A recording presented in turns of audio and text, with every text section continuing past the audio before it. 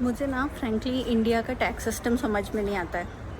अभी अभी प्रमोशन के साथ मेरी सैलरी बढ़ी और सैलरी 10% बढ़ी, 10% सैलरी सोचो।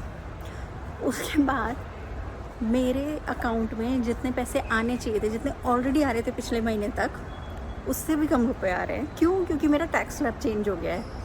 अपेरेंटली 10% ज़्यादा सैलरी बढ़ने से टैक्स स्लैब चेंज हो गया है।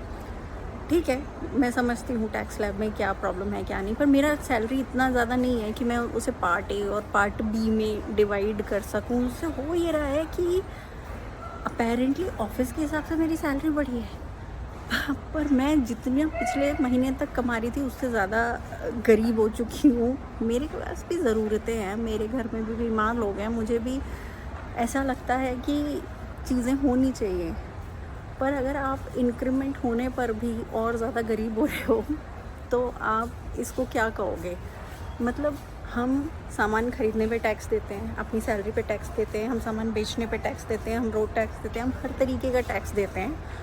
और उसके बाद मंथ एंड पे जब सैलरी आती है तो ऐसा लगता है कि आपके साथ कुछ धोखा हो गया है। इससे तो अच्छा यार सैलरी की जगह छोड़ देती हूँ मैं काम वाम, मतलब गरीबी कोटा में आ जाती हूँ। कम से कम आ, कम से कम हम स्कीम्स का फ़ायदा तो उठा पाएंगे। अपेरेंटली सरकारी स्कीम्स के हिसाब से मैं बहुत ज़्यादा अमीर हूँ, मैं बहुत ज़्यादा कमाती हूँ और इंडिया के अमीरों की तुलना में मैं बहुत गरीब हूँ। मैं लग्जरी चीज़ें भी अफोर्ड नहीं कर पाती हूँ। मैं नॉर्मल दाल के महंगे होने पे भी दुखी मनाती हूँ।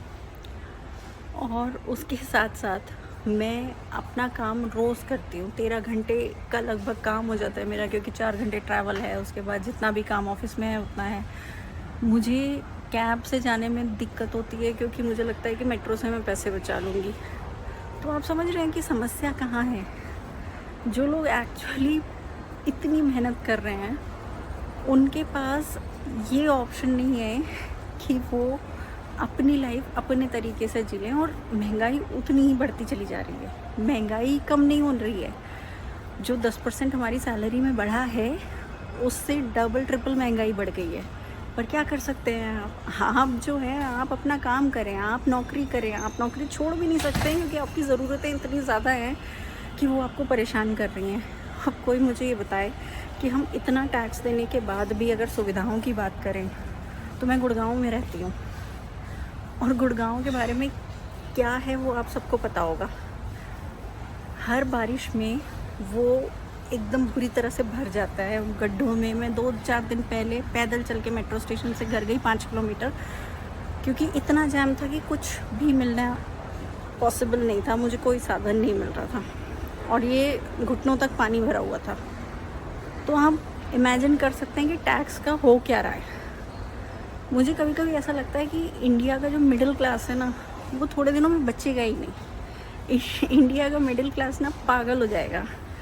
हम लोग ऐसा करते हैं कि हम या तो नौकरियां छोड़ के गरीबी रेखा के नीचे आ जाते हैं तो सरकारी स्कीम्स पाल लेंगे, या तो फिर हम ना लोगों को चीट करना शुरू कर देते हैं। क्योंकि अपेरेंटली जो लोग चीट करते हैं, जो लोग टैक्स बचाते हैं, जो लोग सब करते हैं वो ज़्यादा फ़ायदे में हैं। सोचिए आप